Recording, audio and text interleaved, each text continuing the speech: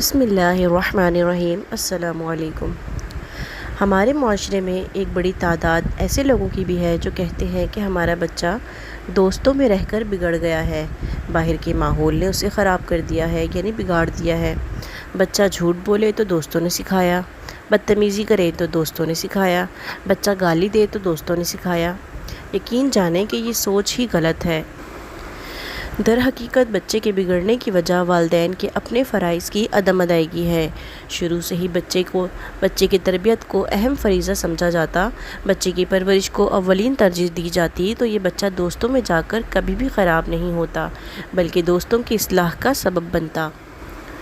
بچہ پیدا ہوتے ہی دوستوں میں تو نہیں جا بیٹھتا نا، پیدا ہوتے ہی اس کے دوست اسے لینے نہیں آ جاتے، پیدا ہوتے ہی آوارہ گردی شروع نہیں کرتا، پیدا ہوتے ہی سگریٹ نہیں پکڑتا۔ کم و بیش شروع کے 10 سال تک بچہ مکمل والدین کے ساتھ اٹیچ ہوتا ہے، اور یہی وہ دورانیہ ہے جہاں اکثر و بیشتر والدین عدم توجہ کا مظاہرہ کرتے ہیں۔ بچہ جب پیدا ہوتا ہے تو اس کا دماغ بالکل کورا کاغذ یعنی خالی کیسٹ کی طرح ہوتا ہے کہ جو دیکھے گا وہی سنے گا، اور جو سنے گا وہ اس پر چھپتا چلا جائے گا۔ اب ہم نے اس کاغذ پر کچھ نہیں لکھا، زمانہ لکھتا چلا گیا۔ اگر ہم بچپن میں ہی اپنی تربیت اس کاغذ پر اتار دیتے تو زمانے کو برائیاں اتارنے کے واسطے جگہ ہی نہ ملتی۔ جب ماں اور باپ نے اپنی تربیت شروع میں ہی بچے کے اندر اتار دی تو یہ بچہ خراب لوگوں سے مل کر خود کبھی خراب نہیں ہوگا، بلکہ خراب لوگوں کی اصلاح کا سبب بنے گا۔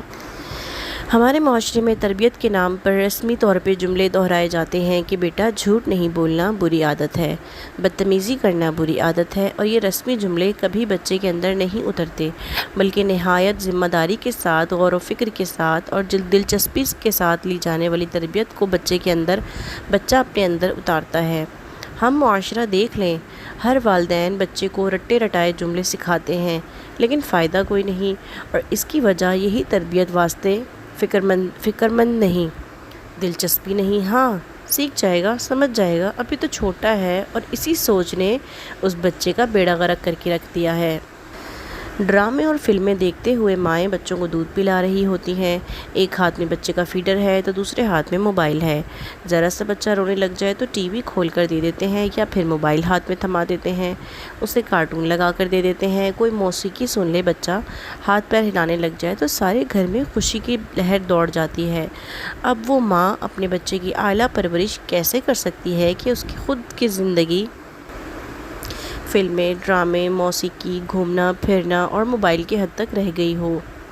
ایک نظر باپ کی ذمہ داریوں پر بھی ڈالتے ہیں تو بس وہی رسمی معاملات کہ بچے کے خرچے پورے ہو رہے ہیں، ضروریات اور خواہشات پوری ہو رہی ہیں، پورا دن کام میں مصروف، گھر آئے کھانا کھایا، بچے کو ایک راؤنڈ لگوا کر پھر دوستوں میں مصروف، اور پھر گھر آ کر موبائل میں مصروف، اسی طرح دن، پھر ہفتے اور پھر سال، کئی سال گزر جاتے ہیں۔ لہٰذا اس بچے کی تربیت کا جو سب سے اہم دورانیہ تھا وہ والدین نے اپنی ہی مصروفیات، اپنی ہی مستیوں میں ضائع کر دیا۔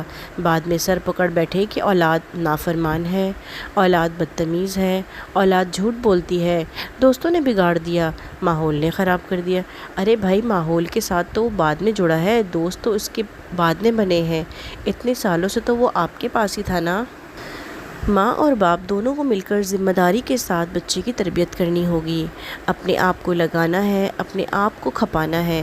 اولاد کی تربیت کے لیے ماں کی گود سب سے پہلی اور اہم درسگاہ ہے کہ ماں اسے سینے سے لگائے، اپنی تربیت بچے میں منتقل کرے، اسے اللہ کی پہچان کروائے، اسے رسول اللہ صلی اللہ علیہ وآلہ وسلم کی پہچان کروائے، اسے دنیا میں آنے کا مقصد سمجھائے، اسے روز مرہ معاملات کی دعائیں سکھائے، کلمے یاد کروائے، سچ میں عزت، سچ میں محبت، سچ میں فضیلت اس کے دل میں اتارے، جھوٹ سے نفرت، جھوٹ میں شرمندگی، جھوٹ پر گناہ کا یقین اس کے دل میں اتارے، گالی، غیبت، چغلی اور بری باتوں سے نفرت اس کے دل میں اتارے، رشتہ داروں سے محبت اور حسن سلوک اس بچے کے دل میں اتارے۔ جب ماں کے اندر دین ہوگا تو ماں کے اخلاق اچھے ہوں گے تو یہاں نسلوں کی نسلیں پروان چڑھیں گی انشاءاللہ۔ اسی طرح باپ اپنے بچے کے ساتھ روزانہ بیٹھ کر کچھ وقت گزارے، روزمرہ کے معاملات کا پوچھے کہ صحیح غلط کی پہچان کروائے، بڑوں کا ادب، بڑوں کی عزت سمجھائے، غریبوں سے محبت، ضرورت مند کی مدد کا جذبہ اور شوق اس بچے کے اندر پیدا کروائے، اس کے سامنے یہ موبائل، فلمیں، ڈرامے بالکل استعمال نہ کرے۔